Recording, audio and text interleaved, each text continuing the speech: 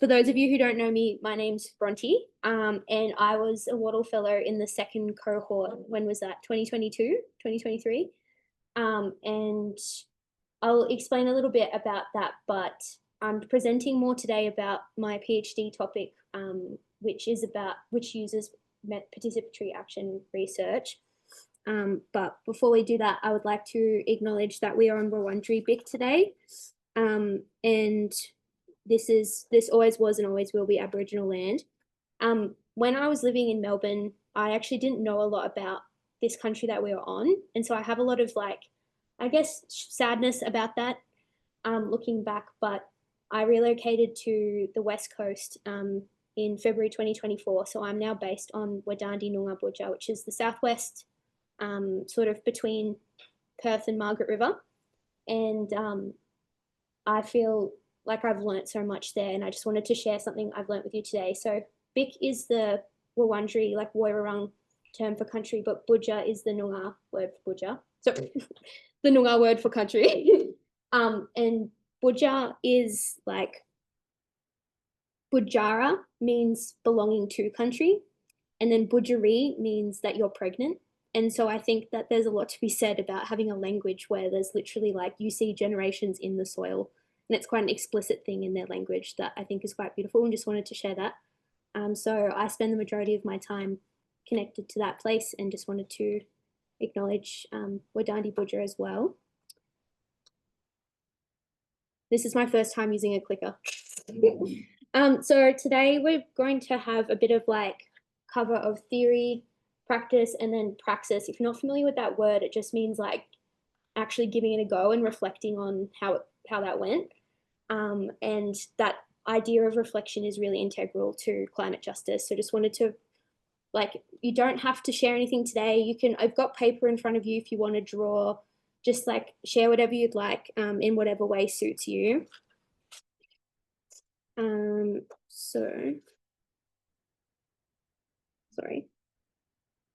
So to set the scene, yeah, I mentioned that I was a Wattle Fellow in 2022. At the time, I was studying my master's in public health, but before that, I was doing neuroscience and biomedicine. But within that degree, I quickly realized that I'm not really wired to zoom in. I'm more better at zooming out. But the problem with zooming out is that you just keep going and going, and then it gets a little bit overwhelming.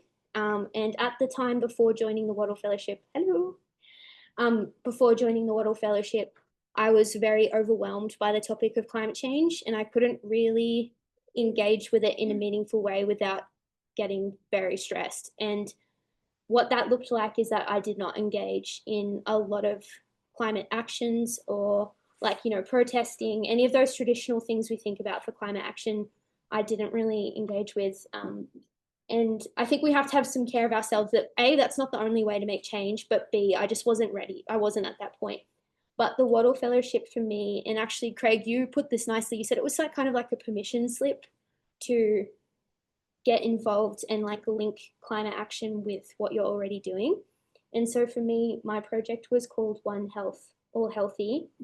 And essentially that was about trying to embed the concept of One Health into public health research, policy, and practice. For those of you who aren't familiar with One Health, it's kind of just a repackaged version of that everything's connected. The human health is linked with animal health. We are animals and we all exist within the planet. But it's just one way that I tried to go about making change in that sector. The core of it is that most of our society, but particularly our health system and community services sector are very anthropocentric, so very human-centric. And so I was just trying to go about, creating some ripples that questioned that focus on humans. And then after that, that sort of led me to do my PhD. So I've moved out to regional WA. We have a climate justice research group there. And I'm part of the Centre for People, Place and Planet. So my PhD topic is there.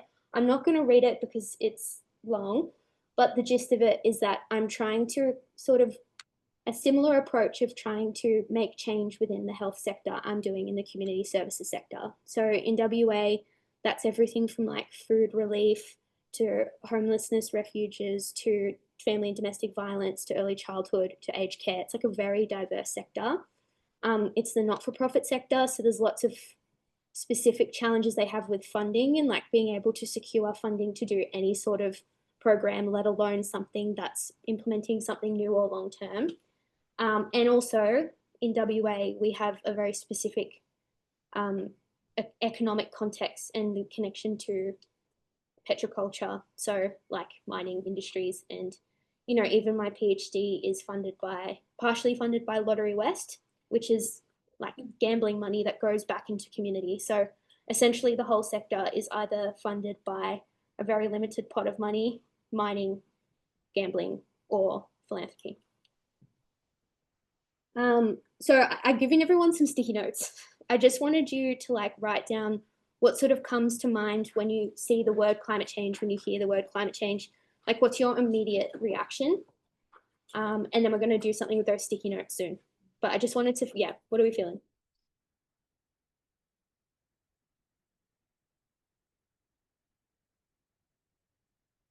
Yes, Rose? Whatever you want. I really don't mind. You can do like one or two. Yeah. Can I please get everyone to also like share it afterwards? I'm gonna go like speed round one. And maybe just give me a thumbs up if you're ready. Bit longer. Yep. All right, Maya, you're up. I literally did my first thought. Wild weather. Wild weather. Yeah. Amy? I did the same. I said unstable climate. Yep. And displaced people.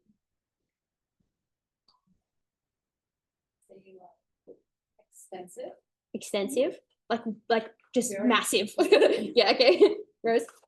Similar vein, I said extremes. Extremes. We might go behind. I said like future uncertain. Uncertain. Yeah. Anxiety. Political side. The political side. Yep. Capitalism. Fear and worry. Fear and worry. Exploitation. Exploitation. Lynn, do you have a word yet, or I skip you? I had to doom, but also opportunities. Doom and opportunity. Depends what day of the week it is. Cool, Craig. I just did shit house. Lily. Ah! Environment, classic, yeah. Destruction. Weather, yeah. Cool, thank you. So the reason I did that is because like with climate change, there's always a certain, well, with anything, whenever we have a thought, but we always have how we frame it in our head, like how we understand a word or a topic is like inherently shaped by what we've heard or what we've experienced.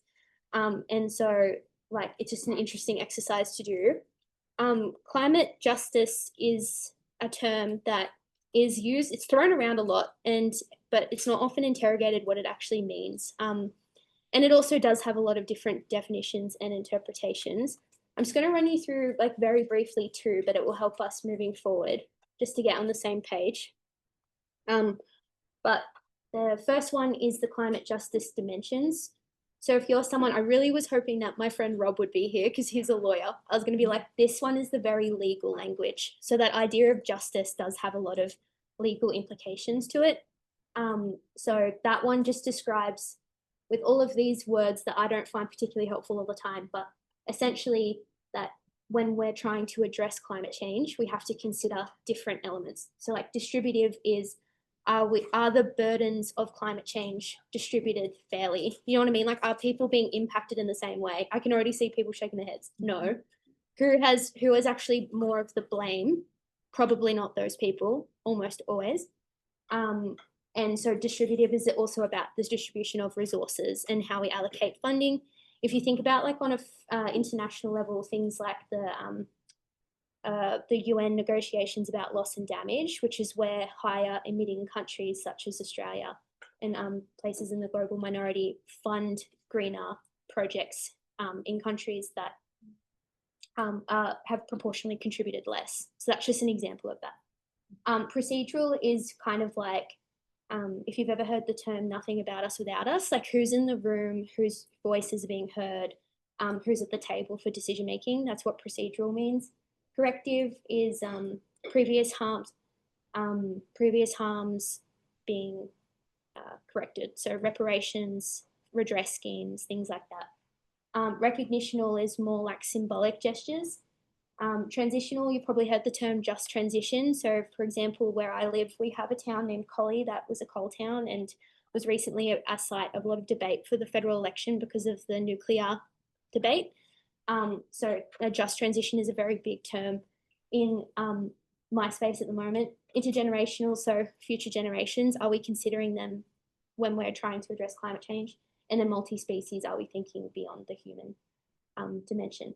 So for some people, those terms might be really helpful and you might find that something interesting to look more into, but I'm going to go more towards this second example today. So the second example of a climate justice theory is transformative climate justice. This one I find really helpful because a lot of those terms that I mentioned earlier, they interconnect and it's really hard to silo like what's doing what. Like an action that's distributive is also going to be corrective, you know what I mean? So this one's more like principles that can help guide you. So one is that it centers marginalized groups. Two is that it addresses the root cause of climate injustice, and that's one that I'm very strong about. And three, that it strengthens democratic processes and collaboration. So that idea, all of them really, but that idea of addressing the root causes of climate justice is really crucial to what I was saying about how we frame climate change. So I think one real strength of climate justice as a way of talking about climate change is that idea of addressing root causes. If you think about, without that, we often see climate interventions or actions that are just replicating the same ways of thinking that cause the problem. And we see a lot of band-aid solutions, you know, that I'm going to come back to this like tree analogy, but if you imagine climate change is like a tree and the stability of our entire planet and ecosystem, there's a lot of like stemming issues from that, a lot of rotting leaves that we need to address. And so if you're thinking only at that surface level, you're trying to come up with a solution for every single leaf that is struggling.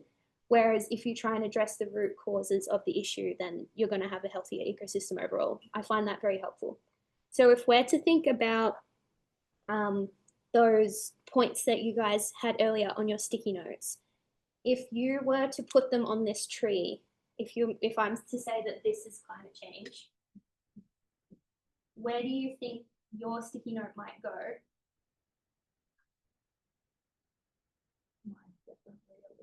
A leaf. I might ask everyone to come and put up their sticky note where they think it will go. Also, can I interest you in a microphone? Is it like too quiet? Hello. Yeah, I'll do it. Yeah, sorry. Okay. And we can turn this one around for audience. Yeah, okay, that's good. I'll give it. Oh, sorry. Smile, baby. Are you doing like? Thank you.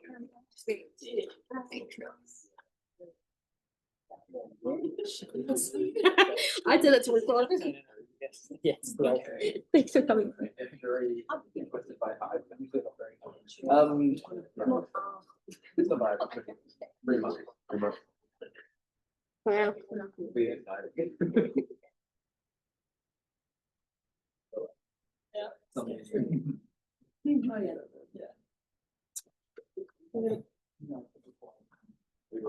Your one's tricky, isn't it? Environment. I think it'll be sliding. Yeah, the soil, everything.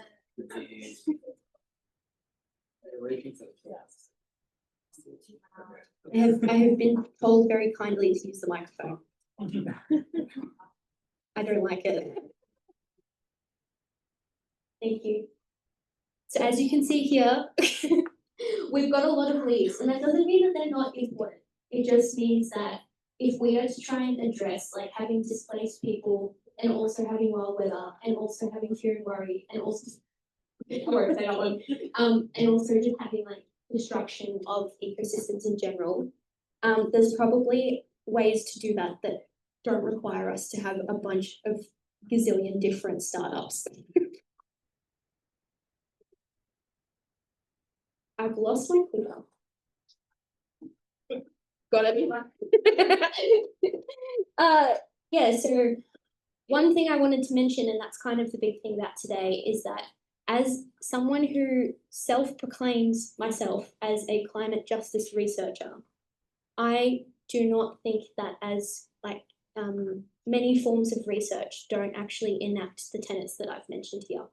So if we're to go through them again, we've got centers marginalized voices, or marginalized groups, addresses the root causes of climate injustice, and strengthens democratic processes and collaboration. And if you think about the majority of research being published in journals that a lot of people can't access behind paywalls, if you think about that even different universities in different countries have different access to those journals, if you think about how long it takes to publish in that journal, like that's only just one aspect, which is publishing, let alone if we go into the whole histories of the academy and all that. So I just wanted to like proposition about our researchers enacting this, and if we are to be aiming for climate justice, how do we do research that is climate just? That's the provocation. So in my research, I use a methodology which is known as eco-FPAR. The advertising for today said participatory action research, and that is the subcategory of research that I sit within. But I'm specifically an eco-FPAR researcher. And if everyone on their big butcher's papers could write out eco-FPAR, we're just going to have a bit of a brainstorm before I tell you what it is. We're going to think about what it might be. And I'm going to dramatically spin my whiteboard. Whoa. Game show. Whoa. How good was that? Whatever you want, Eb. Pretty big. So, where do we want to start? We have, maybe let's start here. PAR. So PAR stands for Participatory Action Research. And so I'm just going to get people to like yell out, like, or maybe put their hand, or be polite, put up your hand, and let me know what you think participatory action research is. You can even tell me one letter if that helps. And some of you might know. Lily? I saw you hesitate. Nothing about us without us. Yeah, yeah. So that's probably a good one for the people. The nothing about us without us. Have you guys heard that before? Yeah. And continue to like brainstorm your own ones as well. I'm just going to do a big one so that I'm feeling like I'm part of it as well. What about the action, the A? What do we think? I might have to stare down some people. Yep. My guess is like leads to action, I guess, rather than like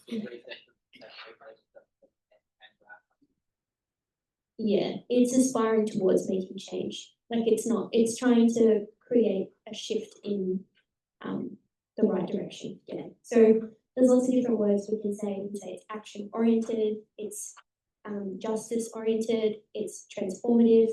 I often talk about emancipatory just because that works for me, or like liberation, but it's aimed towards changing the problem that we're researching. And then research. Research, I guess it's actually kind of contentious because some people might think of one kind of research as being the only way that we can know something. But a key thing about participatory action research is that it will use the methods that is appropriate and contextually like suitable for the context that you're researching. So it doesn't mean that it's tied to qualitative or quantitative research methods, but it encompasses both, and it also uses a lot of arts-based methods, which I'll get into, which is very fun. What about the F part? Rose. It's feminist. So when I've actually just realized that I have slides for this. I'll come back. So participatory action research is rooted in, like what I said before, that research should be about making change. So there's a Brazilian educator named Paulo Freire, and he has his sort of like main contribution to knowledge is critical pedagogy. So he critiqued the method of education in which someone at the front, a teacher, tells knowledge to students and they're just expected to receive it. So that banking word, that economic term that they've used there is actually very purposeful, which is that knowledge is seen as like a transaction in a lot of education. And he saw it as a form of liberation because he thought that teaching should be about building critical thinking, critical consciousness, and therefore being able to like enact a different way of being than just have like master-slave relations that we have in all other parts of life. And then Bell Hooks is a feminist researcher who expanded on that to say that, to talk about that in the context of like higher education and being able to exist within feminist and racist classrooms, but also cover those topics, if that makes sense. So she spoke about it as research methods should also be a form of liberation for the participants. So that's just some background about PAR. The participatory action research is all about like cycles. And so we do observe with others as just sort of like experience things together and reflect. Reflection is really important. I mentioned that before. Plan, so you start to think about what we can do about it, and then you act, and then you go back to the start. And so it's a lot of reflecting. So if you think about a traditional way of doing research, it's often like you book a focus group for one day. People come in, they do a consent form. You have a discussion about a focus group that's been gone through a whole ethics approval of like, we're going to ask this question, this question, this question, this question. And then at the end, the method might be that they count the number of times that climate change was mentioned, and then that's the finding. This is completely different. This would be that you get a group of people together, you identify a problem that is impacting that group. You start to like research and investigate what's going on. You might do some tasks like we've done today with like butcher's paper, and together you come up with an idea of what you're going to do. You do it, you go, that didn't work. You try something different. Like it's a whole cyclical thing, which creates a lot of challenges for funding, because if you can't promise a specific deliverable, and I've experienced this, it's not likely to get funded by most things. So that's just the process of what this research looks like. So the F part is leading on from what I said about bell hooks, is that we need to be challenging power relations within research. So traditionally, even if you think about researchers researching objects or subjects, like that terminology of an other is a little bit problematic when we're talking about a lot of topics, especially social ones. So the feminist part of FPAR is that research needs to be aimed at structural change, which is important distinction from what the first version of PAR was, because that was about increasing agency of individuals and building collective like power towards making change, but it wasn't directly about the power and like making structural change. So that's a crucial part of the F. We speak about participants in research as co-researchers. In my case, that means that we have to consider who, if I'm publishing, who's also an author. Is country an author? Maybe, sometimes. And it's a very interesting thing that shifts the dynamics of what that participant is doing, and they're not just being observed, and they're not just like a passive subject within the study, they're actually a part of it. And then also it brings important aspects of intersectionality. So addressing the way that different forms of oppression compound together rather than in isolation, and collective care. So the idea of care is very integral to FPAR. And also, really importantly, consent is not just a one-off thing. So if someone wants to pull out, they can. If someone wants to contribute at the start, they might not always feel that way. So constantly checking in, having different forms of consent, For me personally, that means that sometimes I don't have access to transcripts because that's being held by a different party and they will only share if they feel comfortable with how it's being used. So things like that. What about the eco bit? What do you think might add an additional layer to what I've just spoken about? Ecology? Yeah. What do you mean? Well, if you're being informed about nature, the environment, our country, Mm-hmm. that would surely be a part of it. You're studying the ecology fundamentally. That's what it's about. Being informed about the systems, the complicated. Yep. That was really good. So it's about like that interconnectedness. If you think about social systems as ecosystems, then it really shifts. Like, well, if you can't see a social topic as separate from the environment, to me that completely shifts the whole theory of what we're talking about. So there's a lot of big words here, but eco-feminist participatory action research means that I can specifically talk about the fact that the interconnectedness of social systems is also connected to the environment. So what I mean by that is someone said exploitation before. Yep. Extraction. When we're talking about the exploitation and extraction of country, we are talking about the exploitation and extraction of the people who care for that country, the people who've been brought to that country as labour, the people who've been pushed out. We're talking about like the division of borders, and the wars that come from that, the conflict that comes from it, all of that. It also enables us to talk about non-human life, which doesn't always happen with traditional feminism. It incentives Indigenous wisdoms because what I've just spoken about isn't a new idea. It's been central to many peoples for millennia. Place as a co-researcher is a really interesting point that I threw in.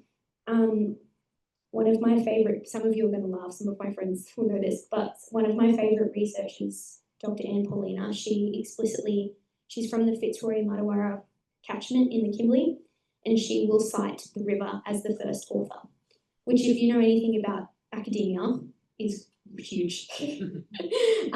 But also just like, what does that look like? And for me, one of my methods is that I use poetry, and so if there is like something in nature that reminds me of an idea, like who owns that knowledge? You know what I mean? Like if this sap has reminded me that I need to move at a slower pace than what capitalism is telling me to, like, do you know what I mean? It kind of complicates, like that's not my idea. And then relationalities, like is it bidirectional? What people are benefiting from the research, is it viewed with care and love and solidarity? And yeah, action and activism. So those are from a paper about eco-FPAR, if you want to learn more. So you're probably wondering like, okay, but how? How do I do eco-FPAR or any sort of PAR? And the question is I can't really tell you because it depends on the group of people you're working with, whatever topic you're wanting to do, etc. But here are some. So the first one is that you can obviously use like traditional qualitative approaches. I've also realized I haven't mentioned quantitative here much, which probably shows a bias on my part, but you can also use quantitative. But qualitative, like interviews, focus groups. There's participatory scoring, ranking, and co-analysis. I mean, that's more about like having a group of people together to analyze data together.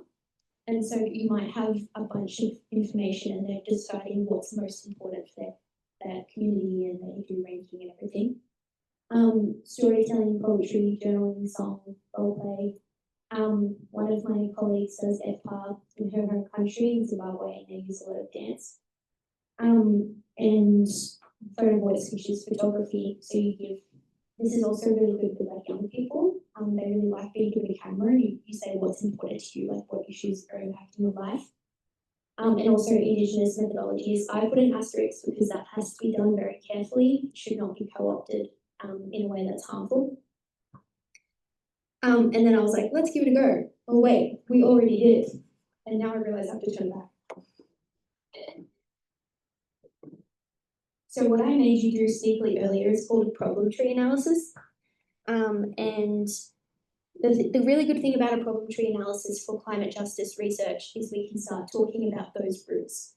So we've got all of these sticky notes at the top, which is really good.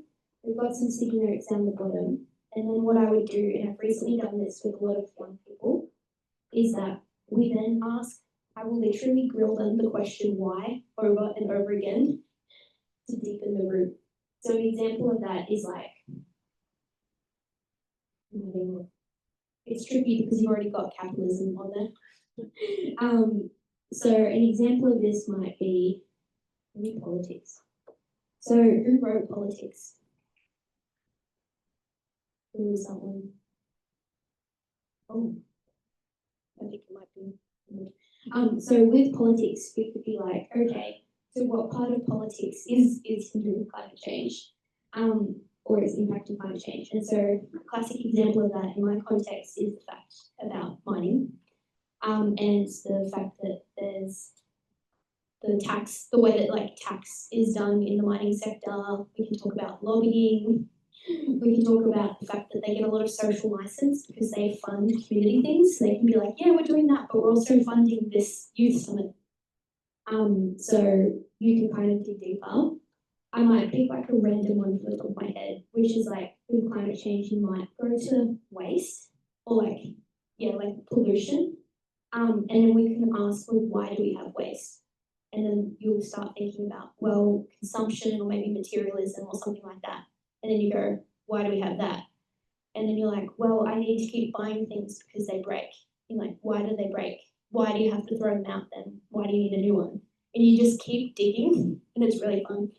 And eventually you'll get to a lot of big ideas. Exploitation is a huge one, and extraction. But for me, it often always comes back to like disconnection. And what I mean by that is it might be disconnection from like each other, but it's actually like our entire system, like society, is disconnected from country, from the environment. Like the way that it's set up is that like land is first and foremost a resource. It's something that we can take and it's something that we can profit from. And that's not even just capitalism's fault. There's so much in that, but that idea of disconnection is really crucial for me. And so then I go, well, then how can I counteract that? Because that might have ripples that impact a bunch of different leaves. Does that make sense? But yeah, they call it the 5 whys, but I don't stop at 5. Never stop. Keep going. So yeah, that's a much better depiction of the tree. But the leaves are the outcomes. You can also say it's the consequences. The trunk can be any issue. Climate change is a good one. It's also really important that people don't just think of climate change as an outcome, but it's really important that they think about climate change as a symptom of like the roots rather than just the cause of the leaves. Does that make sense? So having it in the middle is very useful. How are we doing for time? Really good. Cool. A second example is by using arts-based approaches. So for me, I use poetry, and Rose lovely handed out a bunch of copies. But there's a printout of a poem in front of you, if you mind grabbing it. This poem was written in my first week of my PhD, so that was February 2024. I had been reading papers all day about the word resilience, that had the word resilience in it, and I was fed up. And so I wrote this. And I just sort of decided that for me, I was just going to write things as like a way of getting out my feelings, because I was genuinely very worried about committing myself to like a 3-4 year project about climate change and like really ruining my mental health. But also I think it's really important to keep yourself like tethered to the topic and the purpose of why you're doing it. Because at the end of the day, it's actually not about me, but being able to do the work that needs to be done, I need to care for myself as well. So this poem that I wrote is called Resilience, and I might give you like 5 minutes to read it. Feel free to annotate it. And then we're just gonna go around and like, if you're willing to share like what it makes you think about, and maybe when you go home, you might add your own verse, which is kind of fun. Stanza is the term. But yeah, I'll just give you a few minutes to read it. Should I sing in the meantime? No. I'll have some water. Cool, so I'm seeing some thinking. What I'm going to do now is I'm going to read it out myself, which I've never done before. So that's fun. And then we're going to discuss what you think this poem might mean. And I'll also read an excerpt from, I'm currently making a book of poetry from my PhD, so it's got like an explanation. To bounce back up, oop, I've already wrote it. Cut the tape. To bounce back is to get back up, but what if those who tripped you refuse to lend a hand? What then? To bounce back is to dust off the dirt, but what if dirt becomes mud caked under nail beds? What then? To bounce back is to return to what was, but what if what was is not what should be? What then? So I'm going to go around one by one again. Sorry, and you can pass it if you need more time to digest. But what is this poem making you think about, or like feel about? What is it making you feel is more important than what you think? Yeah, we've got a roaming mic. Let's we'll do the same again. So we'll start from Maya. Sorry, Maya. Well, one thing that Bea knows about me is that I love poetry. She doesn't. So bear with me, but kind of what I tried to read between, so I kind of took the first stanza, as you said. I kind of interpreted as maybe talking about the big, larger causes of climate change, like capitalism and big corporations, and kind of talking about the frustration of that. And then the second one, I kind of was getting like when people try to solve things or do something about it, but then it fails, and it just adds to the problem.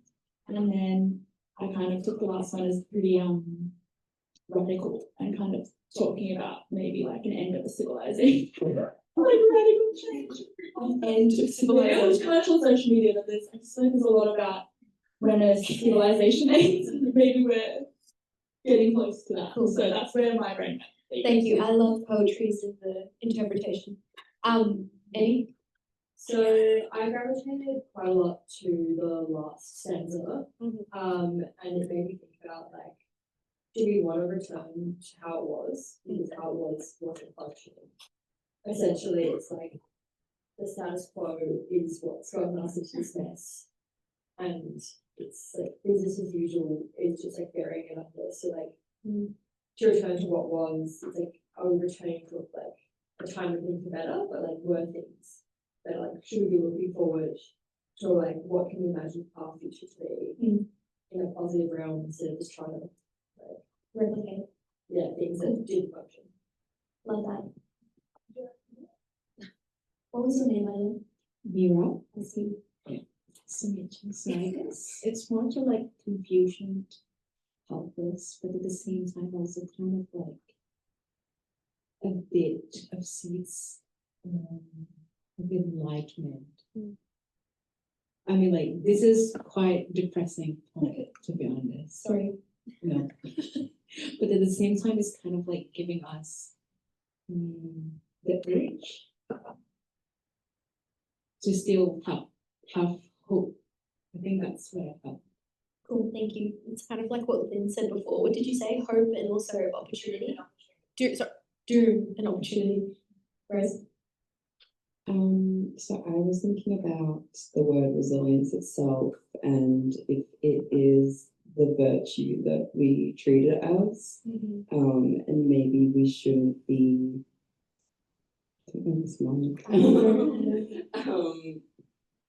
That maybe we shouldn't be striving to take as much as you possibly can before you break, and maybe we should be instead looking at ways that we can change things so that we're not facing all this harm, and instead striving to bigger, better things. Thank you. Hello. Hi. I'm Jared.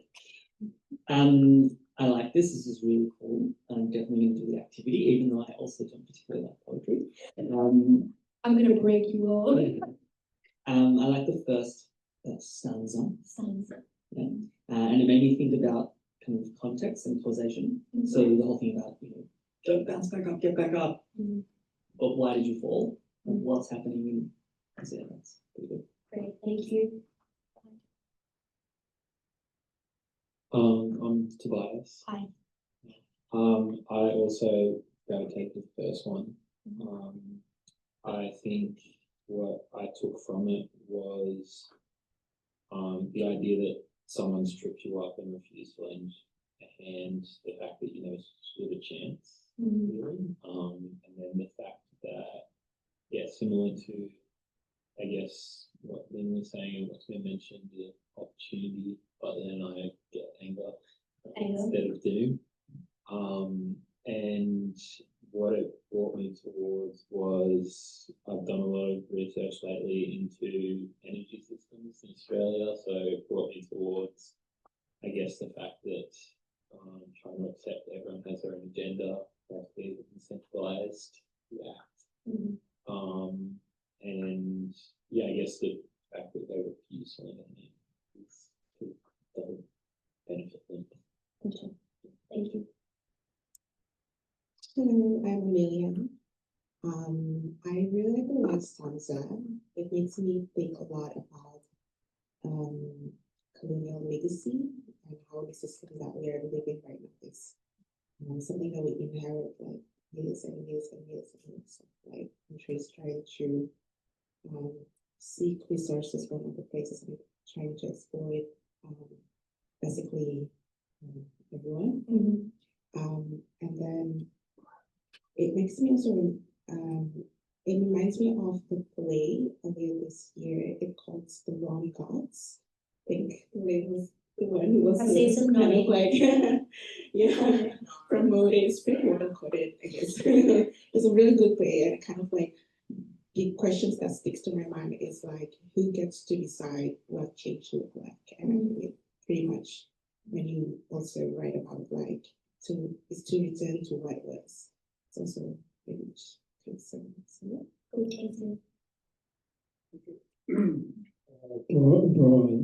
I think you have to bounce back despite the obstacles and then just move on to other challenges. Hi, I'm George. I thought the first two stanzas were about the resilience of the individual, I think, thinking these things. And I felt the third one made me think about the resilience of the system that is being fought against, that we bounce back to it speaks to the resilience of the thing that we're bouncing back to. Cool. Okay, hi, I'm Pamadika, and I think for me, maybe more like, I don't know, as like general feelings of a person and like how it applies to like, I don't know, lots of different things, but yeah, I felt it was like, okay, so you've been pushed down and like, someone's done it, you're like, okay, I thought it would help me, but like, that's okay, I'm gonna get up myself anyway, and then you're like, oh, it's like, it's like become muddled, it gets harder, and then at the end, it's like, I don't know, I think I felt that they were like, it's like all hopeless, so it's like, oh, there's nothing to return back to, but then at the same time, it's also feels kind of like hopeful, and that like maybe you're imagining like a better world sort of thing, and maybe like that's what resilience is as well. It's not just going like returning to where you were before, but like going, I don't know, further than that. I feel like it could be different interpretations. Cool, thanks. Hi, I'm Jared. I got a lot of feelings of frustration, I think, from this, because that's like a general feeling that I just have whenever it comes to climate change. And yeah, each one of the different stanzas resonated in a different way. And just I have a background as like a union organizer, so just like resilience and pushing through frustration in education is just like a thing that resilience and frustration is a really big emotional thing in a general thing, especially with climate change. So it's just pretty efficient. Yeah, just feeling a lot of frustration. Yeah. Cool. Lynn? Hello, my name is Lynn. I think we're coming back to that question of what then. I think we're really prompted to ask the question, what now, what next, quite frequently, and always as important as like the A is and like that action orientation. I think sometimes we move to action without thinking about why this action, why can't we sometimes move to that action? And then I think even with the way the what then is sits in the poem.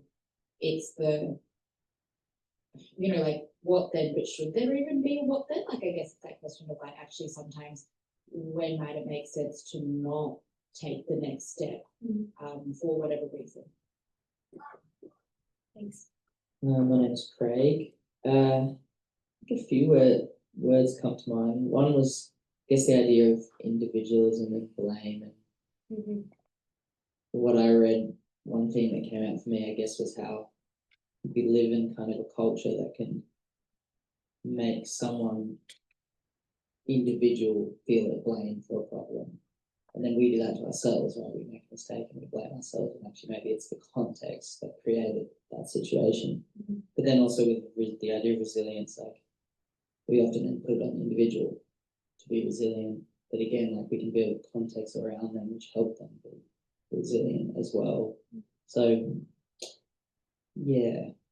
And then frustration came up for me, I guess, because my day-to-day work, I work in mental health, and I see a lot of people who their context is obviously like work with adolescents and they're in a really shit place. And we can see that, yet we can't do anything to change it, or it's very hard to change it, and that brings up a lot of frustration as well. So that came through in that as well. Cool, thanks, Craig. Hi, I'm Willie. I've read the first 2 lines of each of the stanzas and felt quite hopeful, like it just demonstrated what resilience is. And then you read on to the second sort of 2 lines of each stanza, and it was like, oh, okay, so that's the challenge then. And that's it's kind of flipped from leaving you feel hopeful to leaving you feeling a bit despairing, whereas it was the other way around. I feel like you might have more of a sense of like, okay, now I understand the resilience to go forward. So I liked it because it does make you think, and you sort of like subverted what is natural in my brain. Thanks, Lynn. My name's Max, probably along a similar line. I've got down here basically going forward. And backwards. Looking forward. Okay, thank you. So, hello, my name is Ebony. I have a few thoughts, but they're not very coherent, so that's okay. So one thing was, I guess similar to Rose's point, where you think of the resilience and the capacity to withstand or to recover quickly from something. That's a Google definition. But I guess just the word itself, like, we're talking about resilience, we're assuming that something has resilience, and I guess you don't know if it has it until you test it to its limit. Like thinking about the word elasticity, which I guess you could tie to resilience. How do you know if it's elastic or if it's gonna break? And then just to touch on the second stanza, I guess that just kind of, even if you think something is resilient and it bounces back, I guess in the end it can be tainted or a slightly different version of what it once was. Yeah, those are my thoughts. Thank you. I guess my main thought, or what it got me thinking about, was how much we can take on as like an individual, and how much is to be blamed, or to what level, to what extent we need to put up with maybe the effects of something that is in fact structural, and then looking outside of the individual and taking a look at structure and aiming for structural change, which is what I got from the last stanza there, which I thought was really good. Thanks. Did you guys get to hear the poem already? I see the poetry as a whole. I think it's in my mind it comes we need to adapt to the situation or make some change.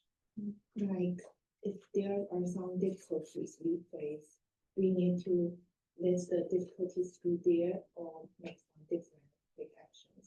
and there is what's there in the last of every stance. It's like an appeal people to make some action, take action. Thank you. It's called resilience bracket. Well then, pretty pretty simple, but that could change. That's the good thing about poetry is that you can always change it. Thank you so much for sharing. That was really exciting to see because I've never done that before. In that way. And also it was cool to see you all pick up different things and different parts of it resonated. And I think that's a really powerful thing about literature and the arts in general. And often when it comes to climate, we have a tendency to remain in like a sort of techno-scientific framing of climate. And we think that's all well and good because solar panels are part of the transition, but there's also a really like felt part of it. So thank you for sitting with that. I'm going to read my exegesis, which is the explanation of the poem, but I'll also show some things that I did on purpose, which a few of you picked up as well. So, hang on a second. Here we go. Language is never neutral. Never. There's a quote I love from Italo Calvino's Invisible Cities, which is, "It is not the voice that commands the story, it is the ear." Although I agree language is always in flux, evolving and dependent on the worldview of the receiver, it is also dependent on the worldview of the writer and the world in which both inhabit. Words can shield as much as they expose. They are a proxy for power. Resilience is a term used prolifically within climate change discourse to describe the process of bouncing back from challenges or hardship. Many people intend for this to be empowering, or perhaps realistic, but to me there is a simmering undertone of fatalism, individualism, and injustice. It shifts accountability away from those in power towards individuals and communities. In this poem, the simmer awakened to a boil. But what if those who tripped you refuse to lend a hand? Who is more to blame for climate change, yet who bears the brunt?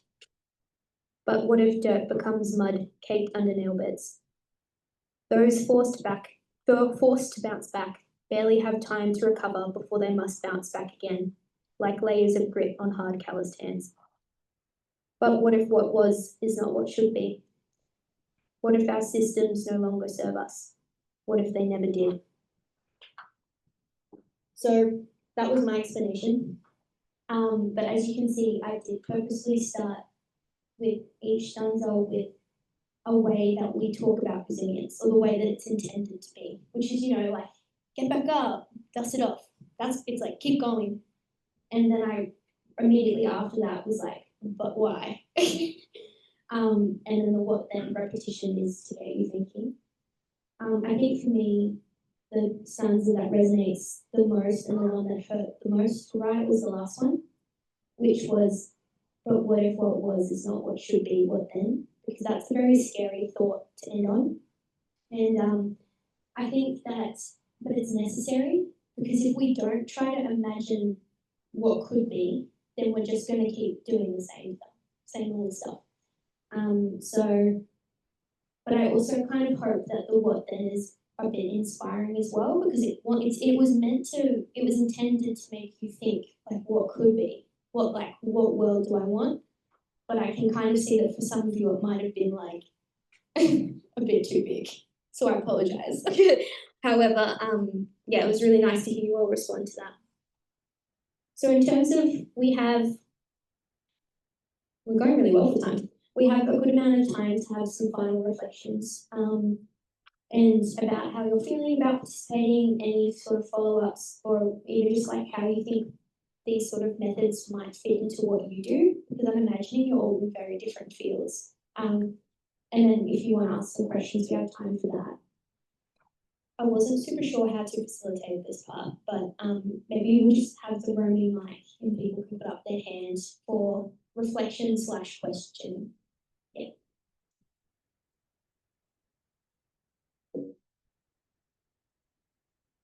I can start with one. Yep.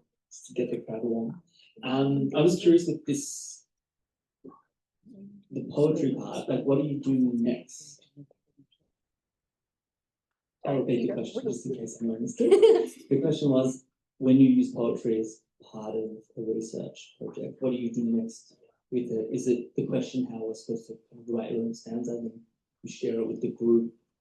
Is that hypothetically how you would use it? Yeah, so at this stage, for me, the poetry is a way that I use to track what's known as your reflexivity as a researcher. So that's like your own internal feelings, like what's going on. In terms of in a data collection sense, I haven't used it yet, but I will be. But it will be similar to what we did today in the sense of it will have a poem, probably the one that we did, and then we discuss it and we visualize it somehow. So it might be like a visual drawing, or it might be that we just record the session, have the words, and can analyze it together. That's a good question. Lynn has suggested that we break off into groups and have some snacks. So what did you think in terms of?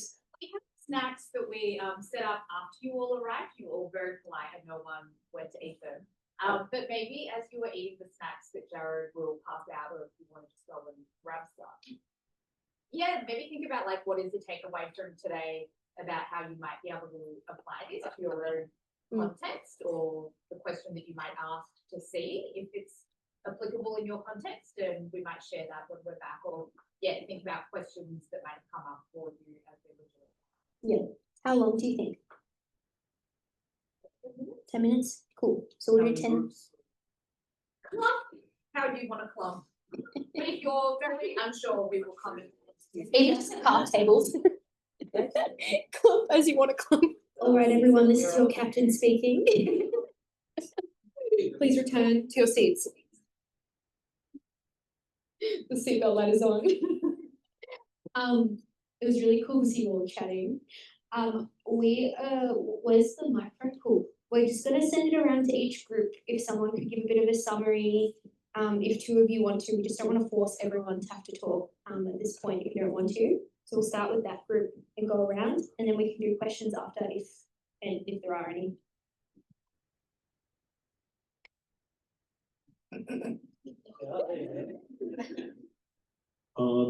So we're just talking about what we spoke about? Yeah, so there's some prompts on the screen, but honestly, whatever you want. I mean, we were, speaking about it within our own context. There were a couple of people from public policy,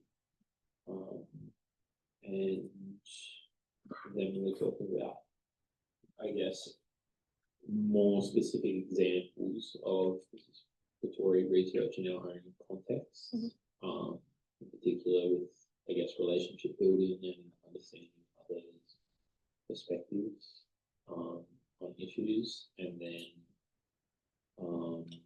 I was a little bit confused about where you go to from there.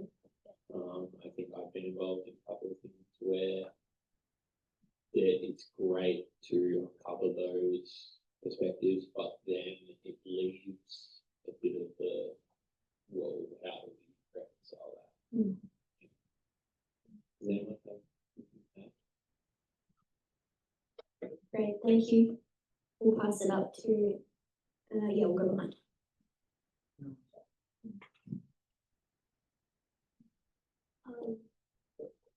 Sorry. So, in terms of how we can apply this to our different contexts, so we have people from finance and from environmental science and med as well. We were talking, within environmental science, I guess citizen science as a PAR is a really good example, and that's taking off and it's got really good results so far. And there was also talking about how climate change affects health. So in the medical field, I guess extreme weather events are making malaria and infections more common. And so then looking at communities affected through that. And cool. Thank you. Little less group.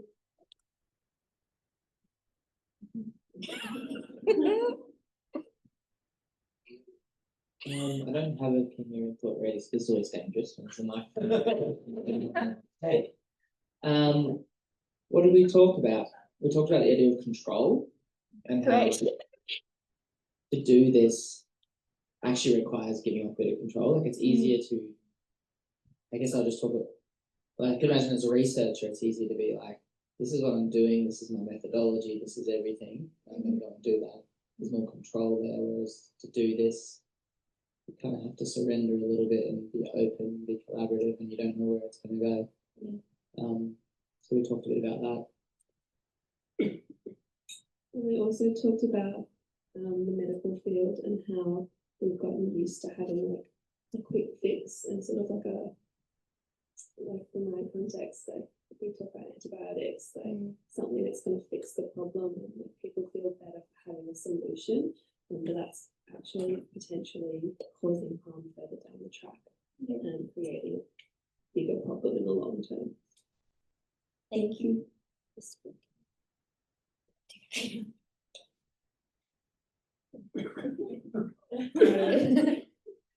Please add to what I'm about to say. That we all, spoke about the context, and these three here are researchers and kind of discussing the difficulty that this approach it would be hard to implement technically, and I think we all connected to science and the basis and the foundations of science kind of being resistant to change sometimes, and we're just reflecting on that.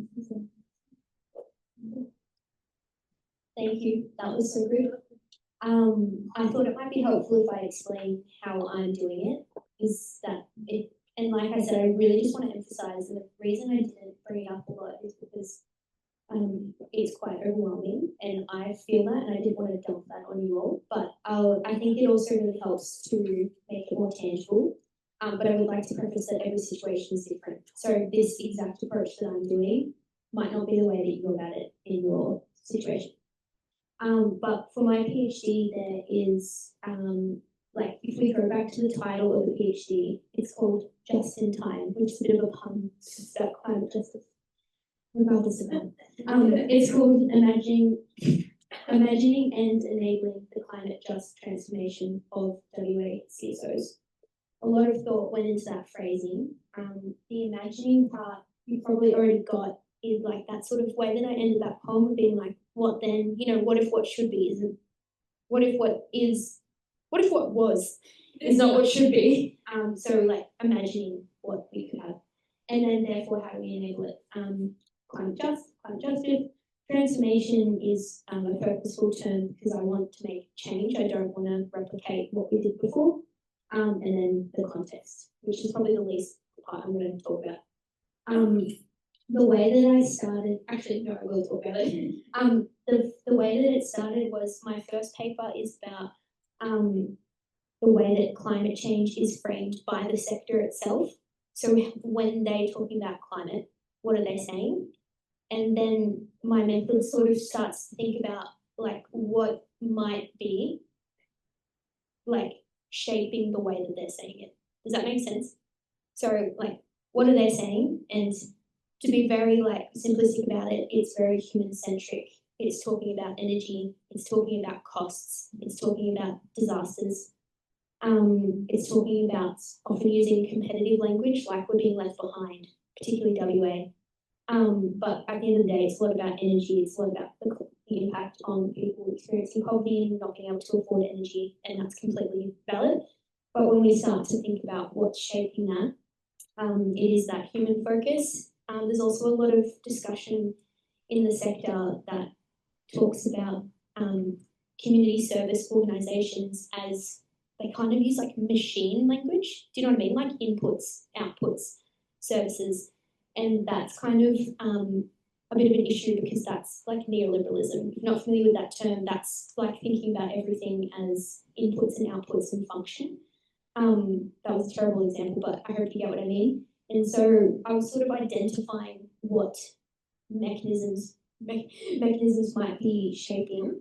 And what that means is if I'm wanting to like shift the language in the sector, those levers might be helpful to pull in the short term, but ultimately if we want to transform that sector, we need to do the opposite. So an example of that is with the human-centric focus. I talk to community service organisations all the time, and if I talk about it in terms of individual waste, if I talk about it in terms of energy impacts, if I talk about disasters, that will get their attention. But if we want to transform, we need to have like more holistic health, understanding of what health and well-being is and our connection to country. Yeah. And then that was just trying to help me understand what levers I could pull in that when I'm doing the FPAR, so the action research. I have 2 case studies. One of them is with a group of people who've developed a website that is aiming to support community services in WA about embedding climate justice. So it's kind of like that experience of trying to make change in that sector. What is that like? And then it's also a community service organisation who's trying to implement that toolkit. So it's kind of like a 2 situation. And then the whole time is my poetry is my outlet. So I hope that sort of makes sense a little bit. And the sub-methods for each of this is obviously a lot of reflective discussions like we're having today, or like trying to make more tools for the toolkit. Like if you think about a research output, it doesn't always need to be a journal article. It can be something tangible for that sector to use. So yeah, I just hope that might have helped a little bit. You can probably see why I tried to avoid it. But yeah, and so we have 5 minutes left if you have any questions. Otherwise, you're free. Were there any questions? Ma'am.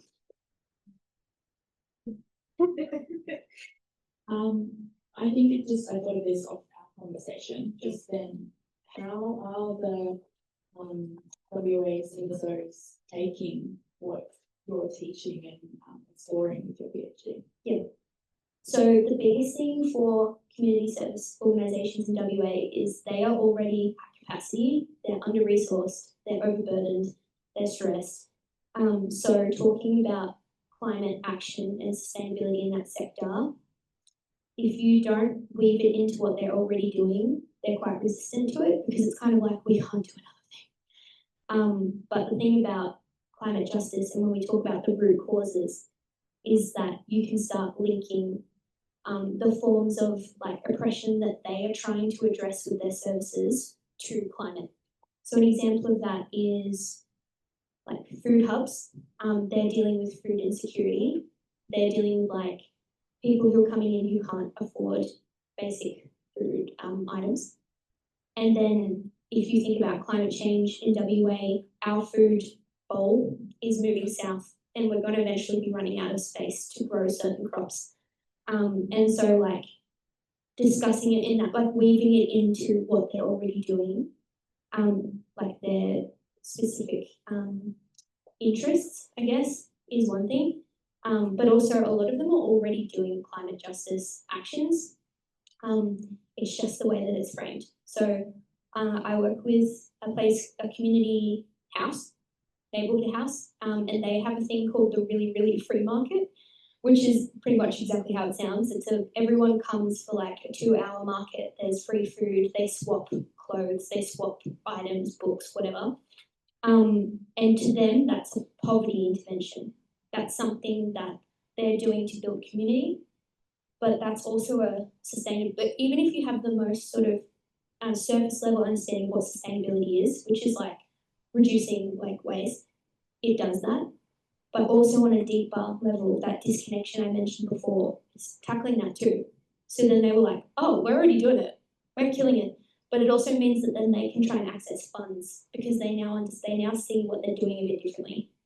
So yeah, and then that alleviates a little bit of that under-financed part. Does that make sense? Your eyes just lit up. Are there any other questions? Yes. Do you mind passing?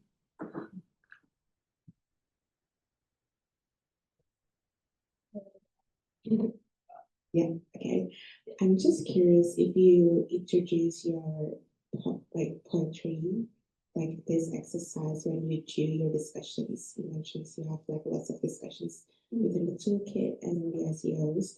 And I guess like if yes, or maybe if not, what was your considerations?